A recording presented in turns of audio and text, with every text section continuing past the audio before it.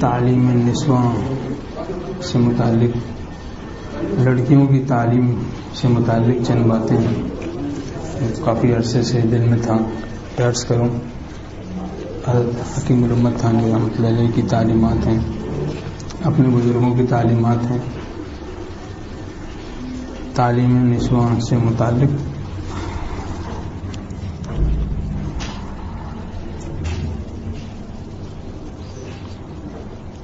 فرماتے ہیں کہ یہ ہمارے بزرگوں کا طریقہ ہے، تو اس کو بہت سے لوگ شاید ہضم نہ ہو، لیکن یہ تعلیم تو بہرحال عمل کے لیے ہے، جو اپنے بزرگوں کے طریق پر رہنا چاہتا ہے اس کے لیے، اور اپنے بزرگوں کے طریق میں فلاح ہی فلاح ہے، کامیابی ہی کامیابی ہے۔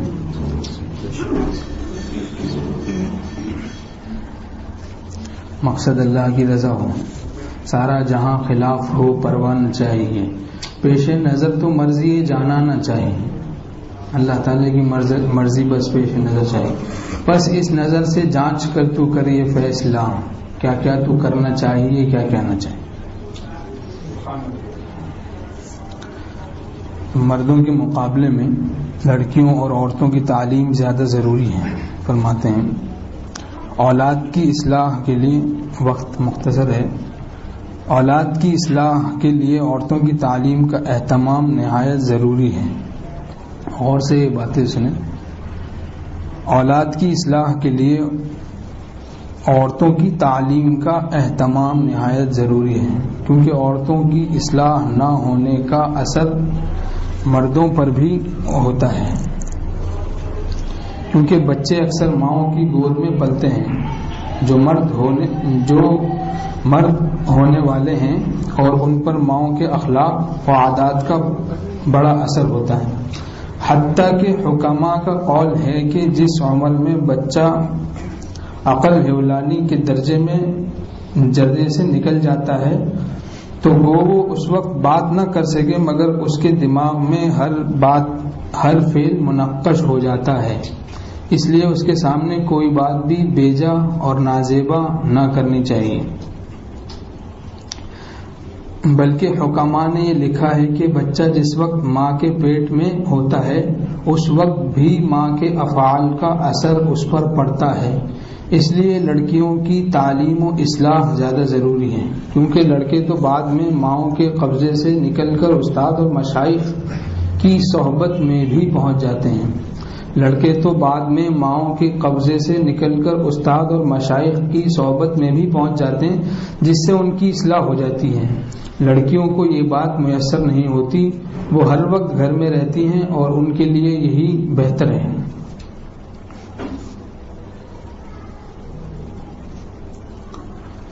اور فرماتے ہیں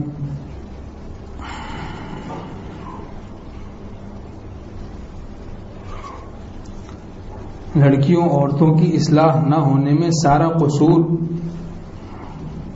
اللہ رحم کرے ماں باپ کا ہے کہ وہ لڑکیوں کی تعلیم کا انتظام و اہتمام بالکل نہیں کرتے ہیں،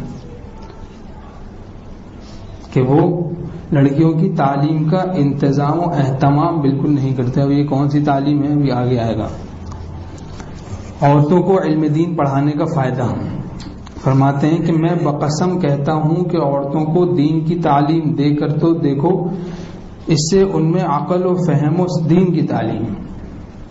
کی تعلیم دے کر تو دیکھو، اس سے ان میں عقل و فہم و سلیقہ اور دنیا کا انتظام بھی کس قدر پیدا ہوتا ہے۔ جن عورتوں کو دین کی تعلیم حاصل ہے عقل و فہم میں، وہ عورتیں کبھی ان کا مقابلہ نہیں کر سکتی جو ایم اے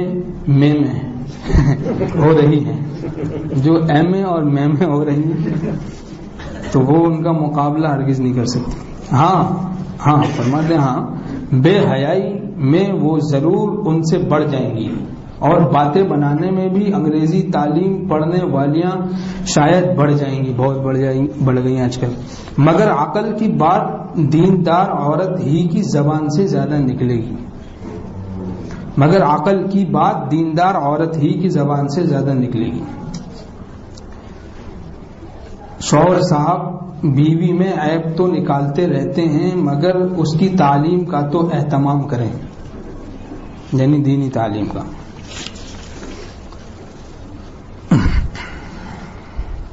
فرماتے ہیں کہ مردوں پر عورتوں کی تعلیم ضروری اور واجب ہے. مرد عورتوں کی تعلیم اپنے ذمے ہی نہیں سمجھتے، حالانکہ آپ حضرات کے ذمے ان کی تعلیم بھی ضروری ہے. مردوں پر واجب ہے کہ ان کو احکام بتلائیں. حدیث میں ہے کہ کلکم راع وکلکم مسئول عن رعیتہ، یعنی تم سب ذمہ دار ہو، تم سے قیامت میں تمہاری ذمہ داری کی چیزوں سے سوال کیا جائے گا.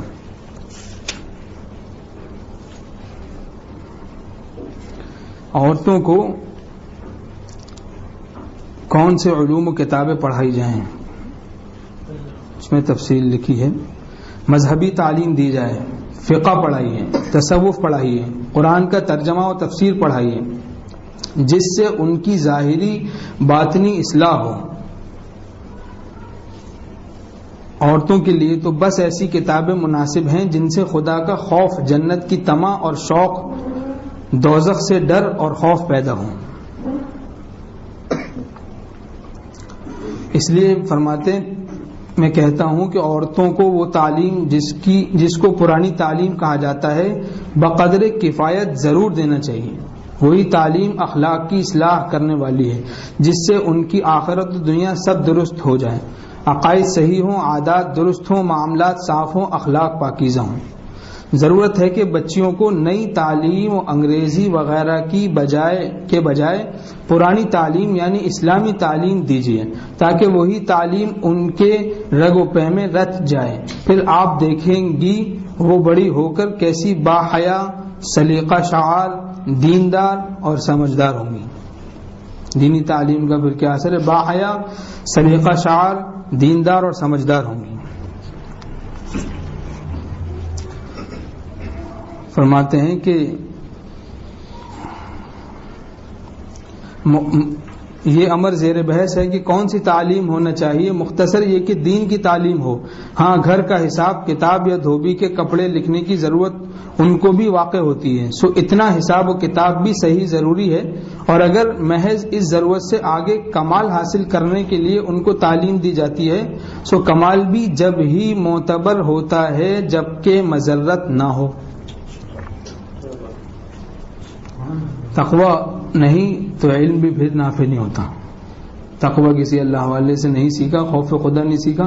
شیطان تو عالم تھا، عابد تھا، عارف تھا، عاشق نہیں تھا، تو گمراہ ہو گیا، مردود ہو گیا. عالم یعنی علم بھی اس کے پاس بہت تھا لیکن ادب نہیں تھا اور عشق نہیں تھا، تو اس سے پھر محروم ہو گیا. تو کمال بھی جب ہی معتبر ہوتا ہے جبکہ مضرت نہ ہو. ہم تو مشاہدہ کرتے ہیں کہ نئی تعلیم سے مضرت پہنچتی ہے.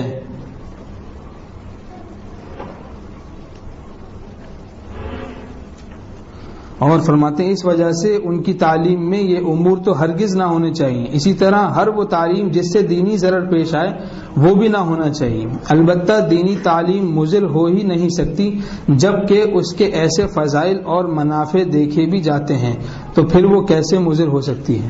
دینی تعلیم مضر نہیں ہو سکتی. فرماتے ہیں عورتوں کا کورس اور نصاب تعلیم.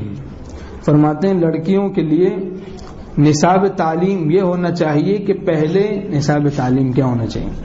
پہلے قرآن مجید حتی الامکان صحیح پڑھایا جائے، قرآن مجید صحیح پڑھایا جائے. پھر دینی کتابیں سہل زبان میں جن میں دین کے تمام اجزاء کی مکمل تعلیم ہو.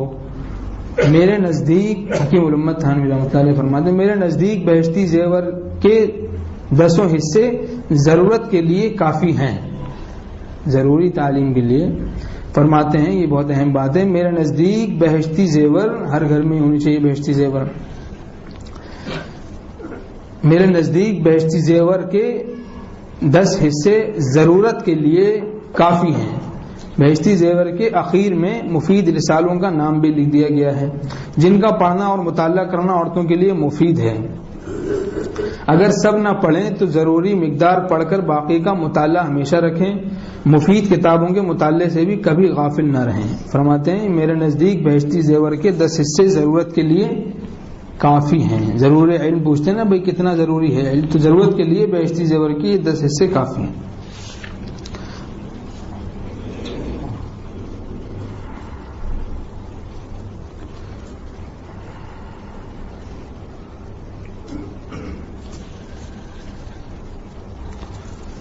فرماتے ہیں کہ یہ ان سب کے یہ ہے نصاب کامل جس کی تعلیم نسواں کے لیے ضرورت ہے.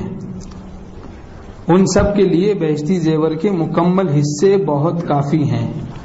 ان سب کے لیے نصاب کامل, فرمایا یہ ہے نصاب کامل جس کی تعلیم نسواں کے لیے ضرورت ہے. ان سب کے لیے بہشتی زیور کے مکمل حصے بہت کافی ہیں. اور فرماتے ہیں اگر بہشتی زیور ناپسند ہو تو اور کوئی رسالہ جن میں یہ مضامین ہو جمع کر لینا چاہیے, لیکن ایسا نظر نہیں آتا. فرماتے ہیں ان سب کے لیے بہشتی زیور کے مکمل حصے بہت کافی ہیں. فرماتے ہیں یہ علوم جن کا لقب تعلیم جدید ہے عورتوں کے لیے ہرگز زیبا نہیں. یہ حضرت تھانوی رحمۃ اللہ علیہ اپنے وقت کے مجدد ہیں, جامع المجددین ہیں. جو مجدد کی بات نہیں مانتا تو پھر وہ مشکل میں پڑ جاتا ہے.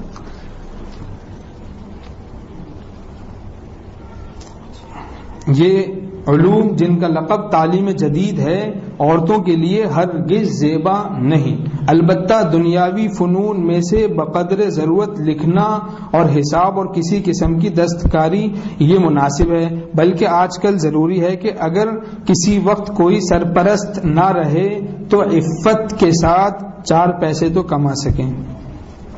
کوئی فن سلائی وغیرہ ایسا کچھ سکھا دیں. لڑکیوں کو انگریزی تعلیم اور جدید تعلیم. فرماتے ہیں تعلیم سے میری مراد MA BA نہیں ہے. یہ لڑکیوں کی تعلیم سے فرماتے ہیں میری مراد MA BA نہیں ہے. یہ MA بن کر کیا کریں گے, یہ میں ہیں. اور BA کی بھی ضرورت نہیں کیونکہ BA تو خود ہے. A بڑھانے کی کیا ضرورت ہے. آج کل یہ بھی ایک رواج چلا ہے کہ عورتوں کو بھی MA BA بناتے ہیں. کیا ان کو نوکری کرنا ہے؟ یہ تو کسب معاش کے لیے ہوتی ہے دنیا کی تعلیم. جب عورت کا کام کسب معاش نہیں, گھر کا کام اس کے ذمہ ہے. آپ صلی اللہ علیہ وسلم نے حضرت فاطمہ رضی اللہ عنہا کے ذمہ گھر کا کام لگایا اور حضرت علی رضی اللہ عنہ کے ذمہ باہر کا کام. تو پھر یہ جو دنیا کی تعلیم کسب معاش کے لیے ہوتی ہے تو پھر عورت کیوں حاصل کرتی ہے؟ MA BA فرماتے ہیں کہ عورتوں کو بھی MA BA بناتے ہیں. کیا ان کو نوکری کرنا ہے جو ان کو بڑی بڑی ڈگریاں حاصل کی جائیں, اتنی بڑی بڑی ڈگریاں حاصل کی جائیں. جدید تعلیم کا ضرر.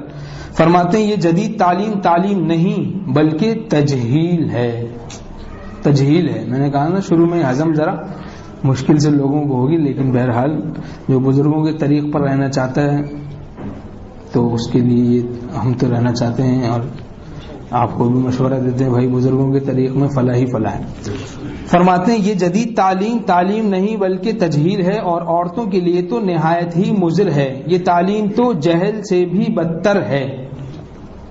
جہل میں اتنی خرابیاں نہیں جتنی اس تعلیم میں ہے. عورتوں کے لیے تعلیم کا وقت بچپن کا وقت ہے, مگر آج کل شہروں میں بچپن ہی سے لڑکیوں کو نئی تعلیم دی جاتی ہے, جس کا نتیجہ یہ ہے کہ اس تعلیم کے آثار و نتائج اس کے رگ و پے میں سرایت کر جاتے ہیں. پھر دوسری کوئی تعلیم ان پر اثر کرتی ہی نہیں. لڑکیوں کی مثال بالکل کچی نرم لکڑی کی سی ہے. لڑکیوں کی مثال بالکل کچی نرم لکڑی کی سی ہے. اس کو جس صورت پر قائم کر کے خشک کرو گے تمام عمر ویسی ہی رہے گی. جب بچپن ہی سے نئی تعلیم دی گئی, نئے اخلاق سکھائے گئے, نئی وضاقتہ نیا طرز معاشرت ان کی نظروں میں رہا تو وہ اسی میں پختہ ہو گئیں. بڑی ہو کر ان کی اصلاح کسی طرح نہیں ہو سکتی. جدید تعلیم فرماتے ہیں کہ افسوس ہے کہ ایک فطری اچھی خصلت کو بگاڑا جا رہا ہے. دیہات میں دیکھیے, اور سے سنیے بات دیکھیں, فرماتے ہیں دیہات میں دیکھیے بھنگن اور چمارن سے بھی خطاب کیجیے تو وہ منہ پھیر کر اول تو اشارے سے جواب دے گی. بھنگن چمارن ہے وہ بھی جب منہ پھیر کر دیہاتوں میں منہ پھیر کر اول تو اشارے سے جواب دے گی نامحرم مرد کو. مثلا راستہ پوچھیے تو انگلی اٹھا کر بتائے گی, اور اگر بولنا ہی پڑے تو بہت تھوڑے سے الفاظ میں مطلب ادا کر دے گی. نہ ان میں القاب ہوں گے, نہ آداب, نہ ضرورت سے زیادہ الفاظ,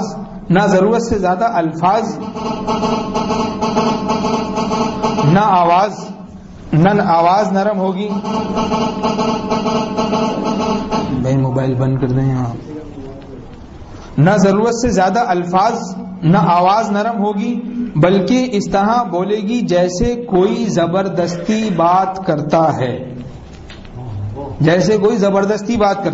دیہات والوں میں طبعی اخلاق موجود ہوتے ہیں, انحراف کے اسباب وہاں نہیں پائے جاتے. طبعی اخلاق موجود ہوتے ہیں, انحراف کے اسباب وہاں نہیں پائے جاتے. اور دیکھیے غور کیجیے, یہاں بہت اہم بات ہے.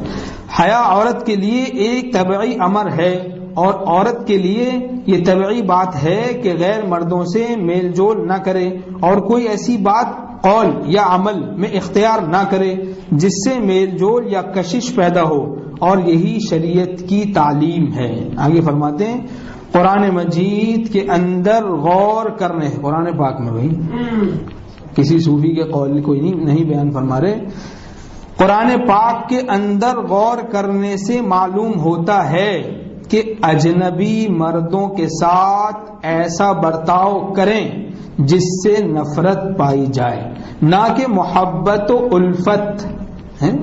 قرآن مجید فرماتے ہیں کہ قرآن مجید کے اندر غور کرنے سے معلوم ہوتا ہے کہ اجنبی مردوں کے ساتھ عورت کا ایسا برتاؤ کرے عورت جس سے نفرت پائی جائے, نہ کہ محبت و الفت. حق تعالیٰ فرماتے ہیں فلا تخضعن بالقول, یعنی کسی سے نرم لہجے سے بات نہ کرو. حق تعالیٰ فرماتے ہیں فلا تخضعن بالقول, یعنی کسی سے نرم لہجے سے بات نہ کرو. شریعت فطرت کے بالکل موافق ہے, مگر افسوس آج کل طبعی اخلاق سے بعد یعنی دوری ہو گئی ہے. جو باتیں بری سمجھی جاتی تھیں وہ اچھی سمجھی جانے لگیں, حتیٰ کہ اس قسم کے مضامین اور ایسے خیالات و جذبات جن سے خام خواہ میلان پیدا ہو آج کل ہنر سمجھے جانے لگے. اس سے بہت ہی پرہیز کرنا چاہیے. یہ اثر اس نئی تعلیم کا ہے, اللہ محفوظ رکھے.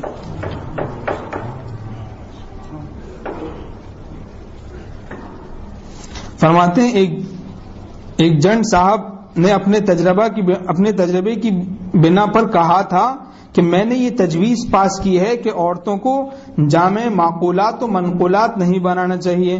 معقولات منطق و فلسفہ تو صرف مردوں ہی کو پڑھنا چاہیے, عورتوں کو صرف منقولات پڑھانا چاہیے, یعنی قرآن و حدیث فقہ.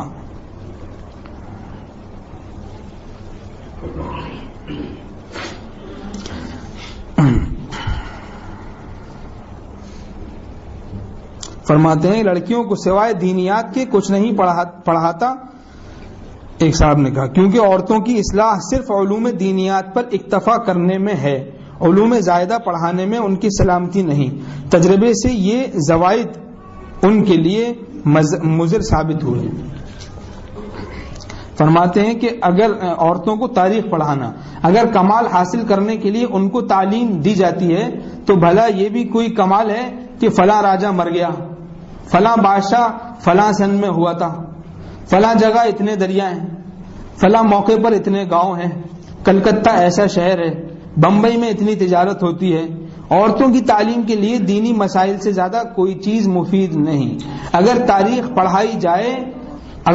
پڑھائی جائے تو حضور اکرم صلی اللہ علیہ وسلم کی سیرت اور محض بزرگوں کے حالات پڑھانے چاہیے جس کا اثر ان کے اخلاق پر بھی اچھا ہو.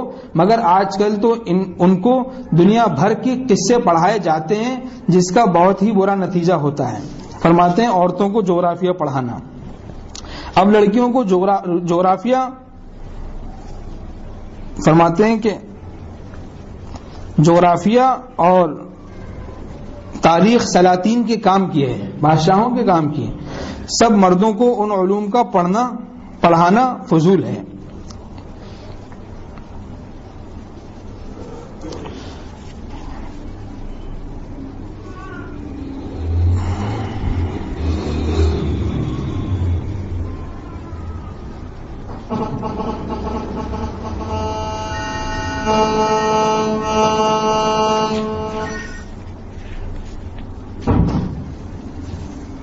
فرماتے ہیں عورتوں کو جغرافیہ پڑھانے میں بھاگنے میں آسانی ہوگی. راستے سب پتہ لگ جائیں گے تو بھاگنے میں آسانی ہوگی کسی مرد کے ساتھ. عورتوں کے لیے جغرافیہ اور دنیاوی غیر ضروری امور سے بے خبر ہونا ہی کمال ہے. قرآن شریف میں عورتوں کی ایک صفت یہ بھی بیان کی گئی ہے کہ وہ غافل ہوں. قرآن پاک میں ایک صفت یہ بھی بیان کی گئی ہے کہ وہ غافل ہوں.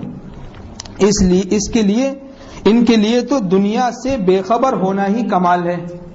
ان کے لیے تو دنیا سے بے خبر ہونا ہی کمال ہے. چنانچہ حق تعالیٰ ارشاد فرماتے ہیں ان الذین یرمون المحصنات الغافلات المؤمنات.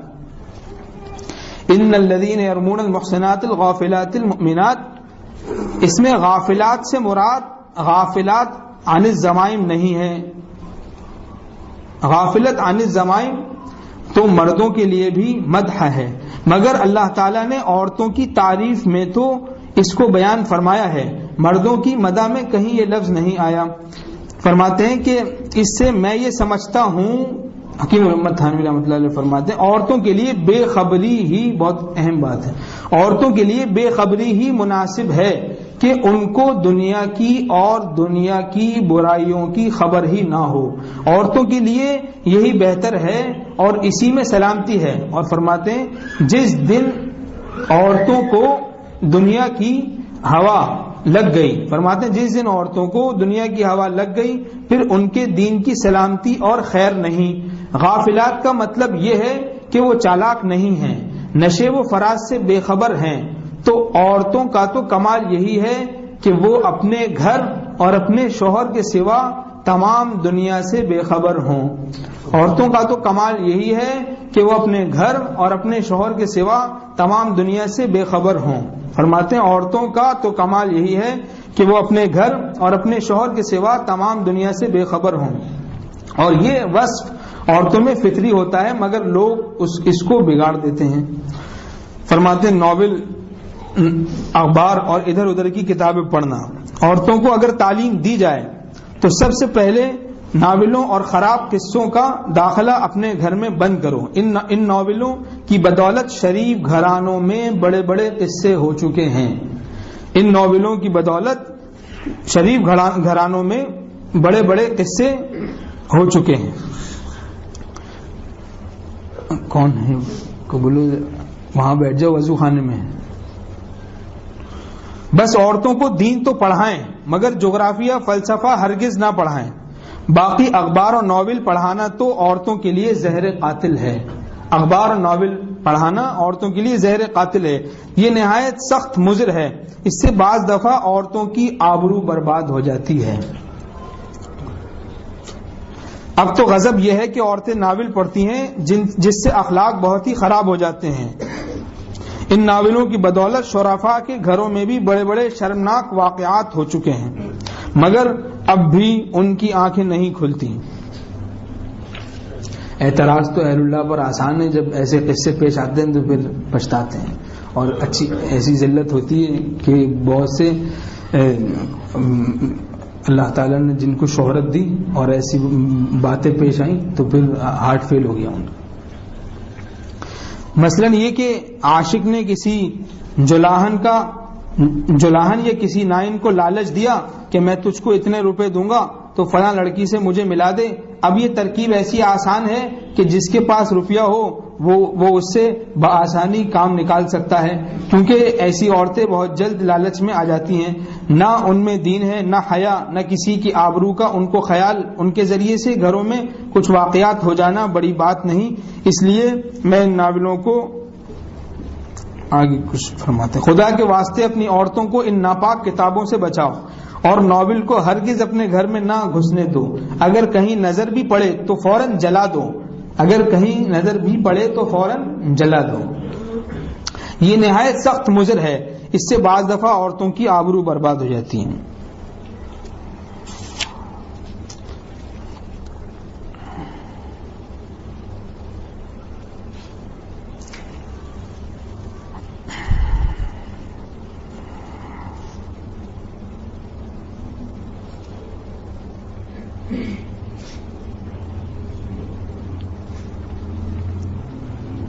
فرماتے ہیں کہ لڑکیوں کو آزاد عورت سے تعلیم ہرگز نہ دلانا چاہیے. یہ بھی بہت اہم بات ہے. لڑکیوں کو آزاد عورت سے تعلیم ہرگز نہ دلانا چاہیے. مستورات کو باہر پھرنے والی عورتوں سے بھی بہت بچانا چاہیے. خصوصاً شہروں میں جو یہ رواج ہے کہ لڑکیوں کو عورتیں گھر پر آ کر پڑھاتی ہیں، اس کو سختی سے بند کر دینا چاہیے. میں کانپور میں سنا کرتا تھا، حکیم الامت فرماتے ہیں کہ آج فلاں عورت بھاگ گئی اور کل فلاں کی بیٹی بھاگ گئی. یہ صرف اسی کا نتیجہ تھا کہ عورتوں کو پڑھانے کے لیے میم گھر پر آتی تھی. تو یہ ہرگز نہ چاہیے. آدمی اپنی لڑکیوں کو آزاد بے باک عورتوں سے تعلیم دلاتے ہیں اور یہ تجربہ ہے کہ ہم صحبت کے اخلاق اور جذبات کا آدمی پر ضرور اثر ہوتا ہے. ہم جس کی صحبت میں رہتا ہے اس کے اخلاق و جذبات کا آدمی پر ضرور اثر ہوتا ہے، خاص کر جب وہ شخص ہم صحبت ایسا ہو کہ مطبوع اور معظم، یعنی مطبوع اس کی اتباع کی جائے، معظم اس کی تعظیم ہو. اور ظاہر ہے کہ استاد سے زیادہ ان خصوصیات کا کون جامع ہوگا؟ تو مطبوع بھی ہوتا ہے استاد اور معظم بھی. تو اس صورت میں وہ آزادی اور بے باکی ان لڑکیوں میں بھی آئے گی. اور میری رائے میں سب سے بڑھ کر جو وصف، دیکھیں غور کیجئے، فرماتے ہیں حکیم الامت تھانوی رحمۃ اللہ علیہ کہ میری رائے میں سب سے بڑھ کر جو وصف عورت کا ہے وہ حیا اور انقباض طبعی ہے. طبعی انقباض ہو، اس کو جھجک ہو مرد سے بات کرتے ہوئے، جھجک، طبعی انقباض. فرمایا میرے نزدیک سب سے بڑھ کر جو وصف عورت کا ہے حیا اور طبعی انقباض ہے، یہی تمام خیر کی مفتاح یعنی کنجی ہے. تمام خیر کی مفتاح، بلائیوں کی مفتاح ہے. جب یہ نہ رہا تو پھر اس سے نہ کوئی خیر متوقع ہے. اس عورت سے جب حیا اور نکل گئی تو پھر نہ تو کوئی خیر متوقع ہے، نہ کوئی شر مستبعد، نہ کوئی شر اس سے پھر دور رہے گا. ہر چند کے فرماتے ہیں اذا فقتک الحیا فافعل ما شئت، جب حیا جاتی رہے تو پھر جو چاہے کرے. عورتوں میں فرماتے ہیں کہ اسی طرح اگر استانی ایسی نہ ہو لیکن ہم سبق اور مکتب کی لڑکیاں ایسی ہوں تب بھی اسی کے قریب مضرتیں واقع ہوں گی. اب ہم سبق لڑکیاں یہ بھی معلوم نہیں ہوتا ہے کیسی، اس سے بھی پھر ایسی ہی مضرتیں، ایسے ہی نقصانات ہوتے ہیں.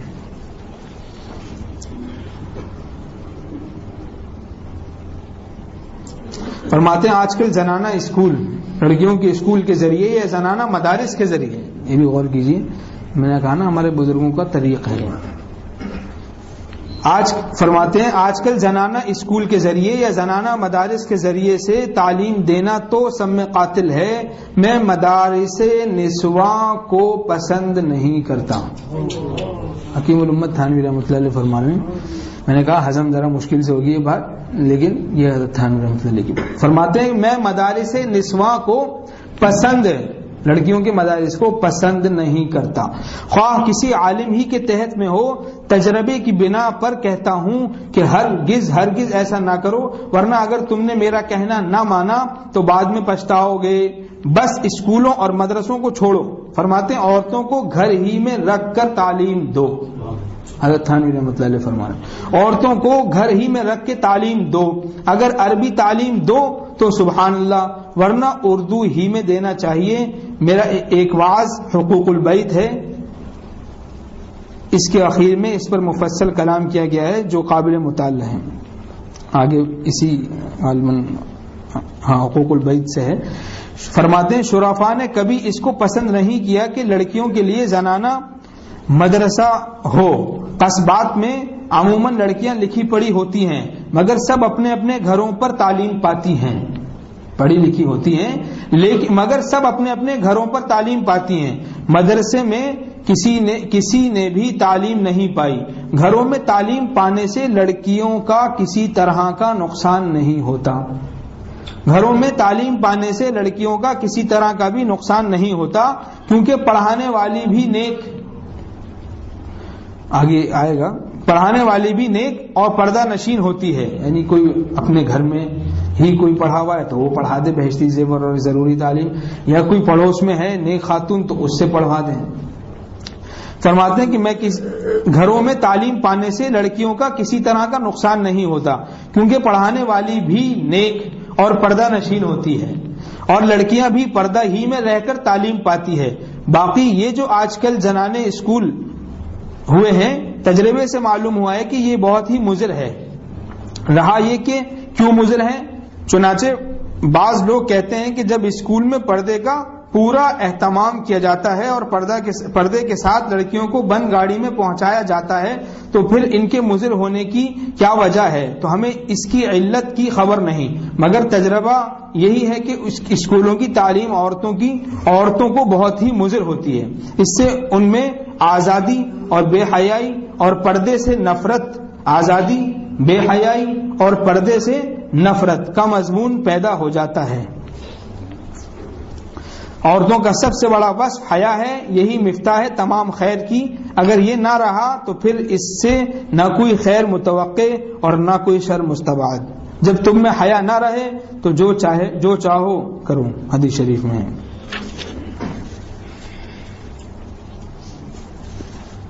فرماتے ہیں تعلیم نسواں کا مسئلہ بڑا مشکل ہے. ہم تو دیکھتے ہیں کہ جہاں لڑکیوں کا مدرسہ ہوتا ہے وہاں مفاسد بھی ضرور پیدا ہوتے ہیں. کہیں آنکھ لڑ گئی، کہیں اور بے حیائی کی باتیں ہوتی ہیں. ایسے واقعات بہت ہوتے ہیں. اس کا اثر یہ ہوا کہ بڑے بوڑھوں کا طبقہ تو خود تعلیم نسواں کے مخالف ہو گیا. حالانکہ یہ بھی غلطی ہے، کیونکہ اس میں تعلیم کا قصور نہیں بلکہ منتظمین اور طرز تعلیم کا قصور ہے. تعلیم میں کوئی قصور نہیں، طرز تعلیم کا قصور ہے. بعض استاد 12 14 برس کی لڑکیوں کا امتحان لیتے ہیں، تو یہ دیکھیں بے پردے دین کو ڈھاکے کا بھی دین کا کام نہیں ہو سکتا. فرماتے زنانہ اسکول میں مفسدے کی بنیاد اور اصل خرابی کی وجہ یہ ہے کہ مردوں کا اختلاط ہوتا ہے داخلے یا امتحان کے وقت، خاص طور سے داخلے کے وقت، امتحان کے وقت. فرماتے ہیں کہ ممتحنوں کے سامنے سیانی لڑکیاں، یعنی بڑی بڑی لڑکیاں آتی ہیں، اس سے ان کا دل کھل جاتا ہے، دیدہ پھٹ جاتا ہے، آنکھیں کھل جاتی ہیں. تو یہ بڑی خرابی کی بات ہے.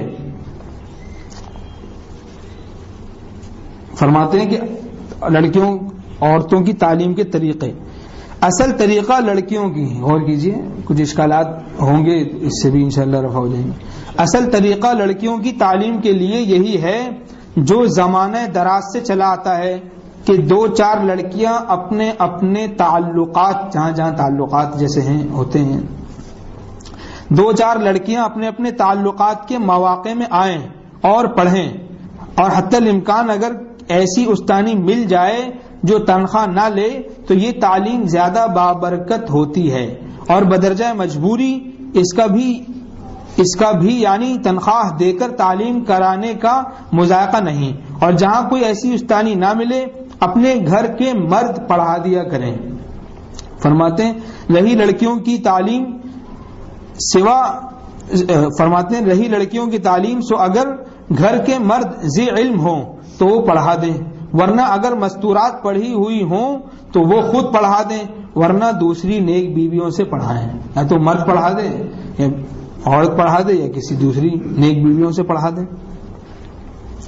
فرماتے ہیں سب سے بہتر اور آسان طریقہ تو یہ ہے کہ مرد خود تعلیم حاصل کریں پھر عورتوں کو پڑھائیں. شادی شدہ عورتوں کی تعلیم کا طریقہ ہے کہ بہتر آسان طریقہ تو یہ ہے کہ مرد خود تعلیم حاصل کریں پھر عورتوں کو پڑھائیں، اور اگر خود پڑھے ہوئے نہ ہو تو علماء سے مسائل پوچھ کر گھر والوں کو زبانی ہی تعلیم دو. اللہ تعالیٰ نے دین کتنا سستا اور آسان کر دیا، محض سننے سنانے سے بھی دین حاصل ہو سکتا ہے. فرماتے ہیں اتنا ہی کر لو کہ اردو میں احکام شرعیہ کے جو رسائل لکھے ہیں ایک وقت مقرر کر کے اپنی مستورات کو وہ رسائل پابندی سے سنا دیا کرو، مگر ان رسائل کی تعیین محقق عالم سے کراؤ، یہ بھی نہ ہو سکے تو علماء سے زبانی مسائل پوچھ کر عورتوں کو بتلا دیا کریں۔ فرماتے ہیں آسان ان پڑھ جاہل عورتوں کی تعلیم کا طریقہ، آسان ترکیب یہ ہے کہ اگر عورتیں لکھ پڑھ نہ سکیں تو ان کو روزانہ 2-4 مسئلے ان کی ضرورت کے بتا دیا کریں، اور عقائد کی اور مواعظ و نصائح کی اور حکایات صلحاء کی کوئی کتاب ان کو سنا دیا کریں۔ انشاءاللہ چند روز میں بغیر لکھے پڑھے ہی وہ تعلیم یافتہ ہو جائیں گی، اگر گھر والے سننے کو تیار نہ ہوں۔ تو فرماتے ہیں کہ کتب دینیہ اپنے گھر والوں کو سناؤ، زیادہ نہ ہو تو 15-20 منٹ ہی صحیح، مگر سناتے وقت یہ بھی نہ دیکھو کہ کون سنتا ہے کون نہیں، کوئی سنے یا نہ سنے، مگر تم اپنا کام کیے جاؤ، گھر میں پڑھنا شروع کر دو اور روز سنایا کرو، اٹھ کر نہ آؤ، خواہ بگڑ پڑے۔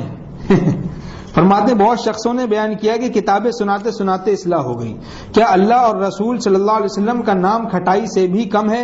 کھٹائی کا تو منہ میں اثر ہو کہ منہ میں پانی بھرائے، اور اللہ کے رسول صلی اللہ علیہ وسلم کا اثر نہ ہو۔ فرماتے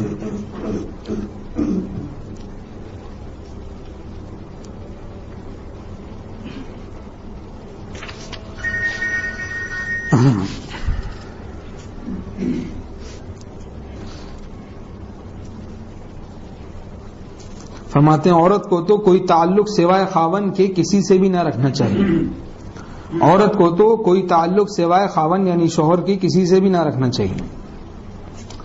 اچھا، یہ بہت سے لوگ پوچھتے ہیں کون سا علم فرض ہے، اسلام نے ہم پر کون سا علم فرض کیا ہے؟ کیا وہ علم جو آج کل تعلیمی اداروں میں حاصل کر رہے ہیں یا کوئی اور علم ہے؟ آج کل تعلیم گاہوں میں جو علم پڑھایا جاتا ہے وہ علم نہیں بلکہ ہنر، پیشہ اور فن ہے۔ یہ آپ کے مسائل ان کا مولانا ابراہیم شہید رحمۃ اللہ علیہ فرماتے ہیں یہ جو پڑھایا جاتا ہے یہ ہنر، پیشہ اور فن ہے۔ جو آج کل تعلیم گاہوں میں علم پڑھایا جاتا ہے وہ علم نہیں بلکہ ہنر، پیشہ اور فن ہے۔ وہ بذات خود نہ اچھا ہے نہ برا، اس کا انحصار اس کے صحیح یا غلط مقصد اور استعمال پر ہے۔ حضرت صلی اللہ علیہ وسلم نے جس علم کو فرض قرار دیا ہے، جس کے فضائل بیان فرمائے ہیں اور جس کے حصول کی ترغیب دی اس سے دین کا علم مراد ہے، اور اسی کے حکم میں ہوگا، وہ علم بھی جو دین کے لیے وسیلہ اور ذریعے کی حیثیت رکھتا ہے۔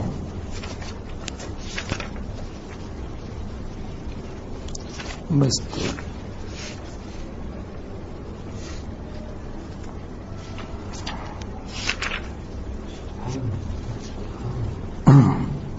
یہاں ایک اور اہم بات ہے، حدیث شریف میں ہے کہ تمہارے ناموں میں اللہ تعالیٰ کو سب سے زیادہ پسندیدہ نام عبداللہ اور عبد الرحمن ہے، نام رکھتے ہیں اپنے بچوں کا اس کے متعلق۔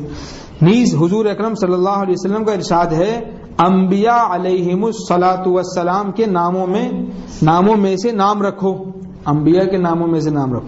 آج کل نئے نئے نام رکھنے کا شوق ہوتا ہے، نیا نام ہو۔ انبیاء علیہم السلام، صحابہ، صحابیات اور نیک بندیوں کے ناموں میں جو برکت ہے وہ ان نئے نئے ناموں میں کہاں؟ نام کا بھی بڑا اثر ہوتا ہے، اچھے جذبات اور نیک نیت کے ساتھ صلحاء اور صالحات کے نام رکھو، انشاءاللہ برکت اور دینداری پیدا ہوگی۔ حضرت دیکھیں بہت سی ہم باتیں سکھاتے ہیں بچوں کو، یہاں اہم تعلیم ہے۔ حضرت حلیمہ سعدیہ رضی اللہ عنہا کا بیان ہے کہ جس وقت حضور اکرم صلی اللہ علیہ وسلم کا دودھ چھڑایا تو یہ کلمات آپ صلی اللہ علیہ وسلم کی زبان مبارک پر جاری ہوئے، اللہ اکبر کبیرہ والحمد للہ کثیرہ وسبحانہ اللہ بکرۃ واصیلا، اللہ اکبر کبیرہ والحمد للہ کثیرہ وسبحانہ اللہ بکرۃ واصیلا، یہ آپ صلی اللہ علیہ وسلم کا سب سے پہلا کلام تھا۔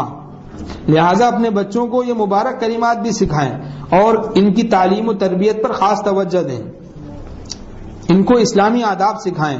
ایک ایک ادب سکھانے پر انشاءاللہ اجر و ثواب ملے گا.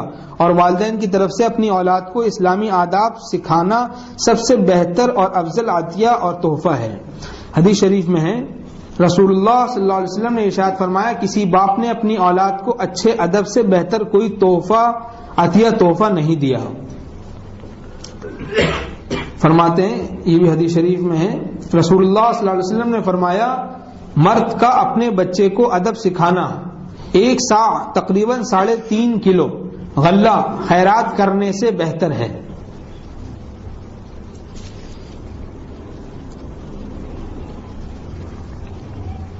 آج کل خدا حافظ سکھاتے ہیں یہ گڈ مارننگ گڈ نائٹ. بس تو حکیم الامت فرماتے ہیں کہ بھئی یہ اسلامی آداب سکھائیں.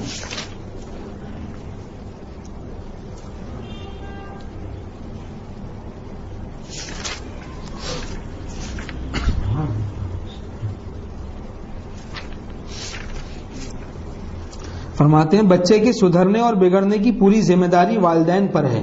بچہ بہت اچھی صلاحیت لے کر دنیا میں آتا ہے مگر والدین غلط تربیت سے اس کی صلاحیت کو خراب کر دیتے ہیں.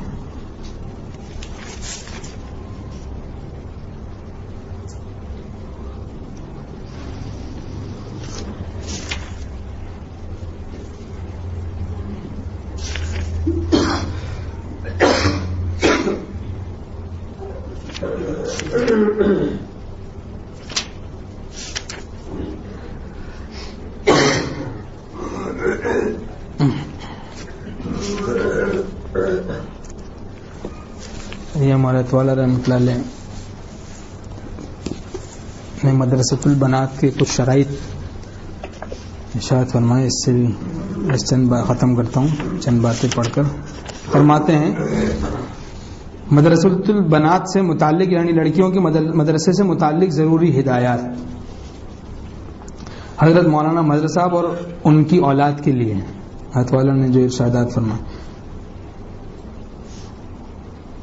حضرت اقدس حضرت عارف باللہ حضرت مولانا شاہ حکیم محمد اختر صاحب دامت برکاتہم مدرسۃ البنات قائم کرنے کے حق میں نہیں تھے, اس لیے مدرسۃ البنات کا قیام موقوف کر دیا گیا تھا. لیکن بہت عرصے بعد جب حضرت والا کو اطلاع ملی کہ بعض حضرات کے اصرار پر مدرسہ قائم کر دیا گیا تو مندرجہ ذیل ہدایات تحریر فرمائی.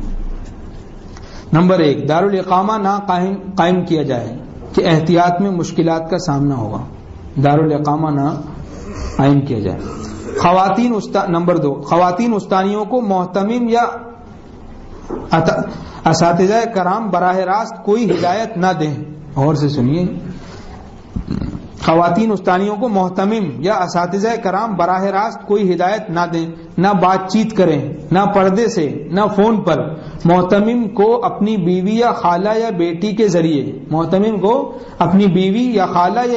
ذریعے استانیوں کو کوئی ضروری پیغام, ہدایت یا تنخواہ وغیرہ دینے کا اہتمام ضروری ہے.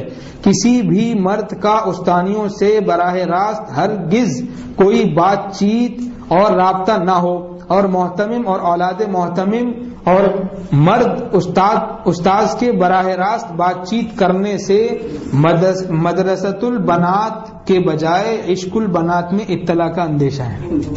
مرد جب براہ راست بات کریں گے استانیوں سے تو پھر مدرسۃ البنات کے بجائے عشق البنات, کتنی لڑکیاں کتنے استاد کتنی استانی عشق میں مبتلا ہوئے آواز سے. مدرسۃ البنات کی بجائے عشق البنات میں ابتلا کا اندیشہ ہے. تیسری بات فرماتے ہیں کوشش کی جائے کہ 5 سال سے 9 سال تک کی طالبات کے لیے ناظرہ قرآن پاک اور حفظ قرآن پاک اور تعلیم الاسلام کے 4 حصے اور بہشتی زیور تک تعلیم پر اکتفا کیا جائے. اگر عالمہ نصاب پڑھانا ہو تو عربی کے مختصر نصاب سے تکمیل کرائیں. آگے فرماتے ہیں مگر پردہ شرعی کا سخت اہتمام ضروری ہے, ورنہ لڑکیوں کے لیے بہتر یہی ہے کہ ناظرہ قرآن پاک, بہشتی زیور اور حکایات صحابہ وغیرہ پر اکتفا کیا جائے اور خواتین معلمات بھی باپردہ ہوں. وہی حکیم الامت کی تعلیمات دیکھیں, ساری والا کی تعلیمات ایک ہی ہیں.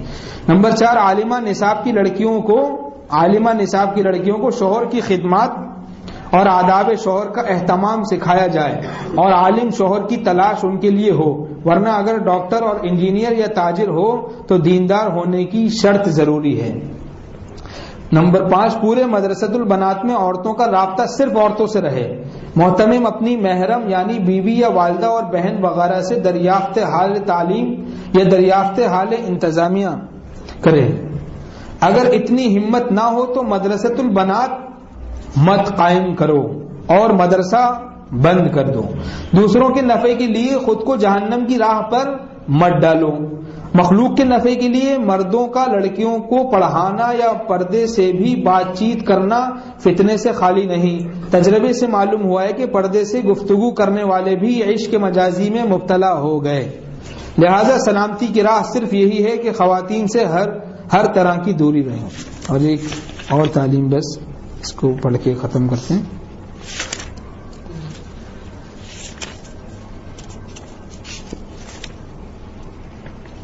فرماتے ہیں کہ بہت یہ بھی اہم تعلیم ہے، خواتین کو غور کرنا چاہیے۔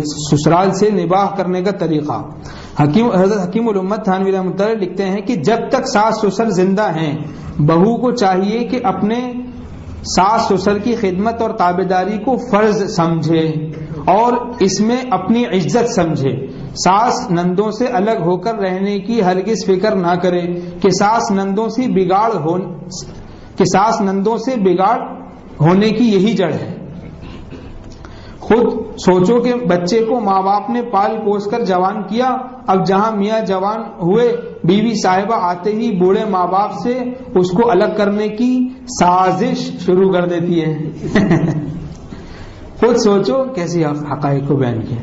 خود سوچو کہ بچے کو ماں باپ نے پال پوس کر جوان کیا، اب جہاں میاں جوان ہوئے بیوی صاحبہ آتے ہی بوڑھے ماں باپ سے اس کو الگ کرنے کی سازش شروع کر دیتی ہے۔